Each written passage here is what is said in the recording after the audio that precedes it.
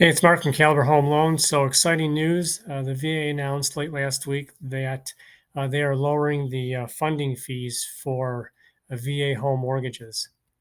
So if you're using a VA loan to buy, build, improve, repair, or refinance a mortgage, you will normally be required to pay a funding fee.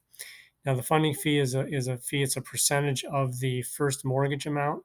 So if you're going at zero down, to be the purchase price, and it just gets tacked. You can pay it in cash. I've been doing loans for 30 years. I've never seen anybody pay it in cash. So it gets tacked onto the mortgage amount. It's a no, what we call a no cost fee. It just gets rolled in. So you won't have to pay the funding fee if any of these following descriptions are true for you. You're receiving VA comp for a service-connected disability, or you're eligible to receive VA comp for a service-connected disability, but you're receiving retirement or active duty pay instead, or you're receiving dependency indemnity compensation as a surviving spouse of a veteran, or you're a service member who has received a proposed or memorandum rating before the loan closing date that says you're eligible to get comp because of a pre-discharge claim, or you're a service member on active duty who, before or on the loan closing date, provides evidence of having received the Purple Heart. So let's take a look at the changes that the VA has come out with. So uh, it's divided into two pieces, really. It's first use and subsequent use. So the first time you use a VA loan, less than 5%. Currently, the funding fee is 2.3% of the first mortgage amount, and it just gets rolled in. Uh, on or after April 7th, for loans that are closing on or after April 7th, the new fee is going to drop from 2.3 to 2.15.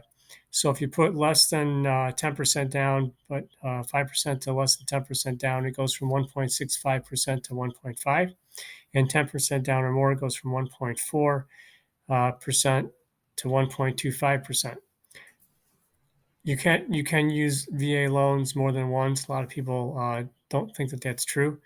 So if you've used it already and it's a subsequent use, less than 5%, it's 3.6 dropping to 3.3, 5% to 9.99%, 1.65% dropping to 1.5, and 10% down or more, it's 1.40 dropping to 1.25%. So on a VA cash out refinance, and VA considers a cash out refinance anything but an interest rate reduction refinance. So even if it's just a rate and term, if you're not going through the rate reduction process, these fees will come into play. So currently it's 2.3% of the loan amount. It's dropping down to 2.15. And for all of the uses, it's for subsequent uses, it's going to go from 3.6% to 3.3%. So that's good news. Again, these fees just get rolled in. It's not a fee that you have to pay for out of pocket at closing. So there may be a time when you can get a funding fee refund. So you may be eligible for the refund. If you're later awarded a VA comp for a service-connected disability, the effective date of your VA comp must be retroactive to before the date of the loan closing. If you get a proposed or memorandum rating after your loan closing date, you'll still need to pay the funding fee. You won't be eligible for a refund based on this rating. If you think you're eligible for a refund, please call the VA Regional Loan Center, and I've given you the number here.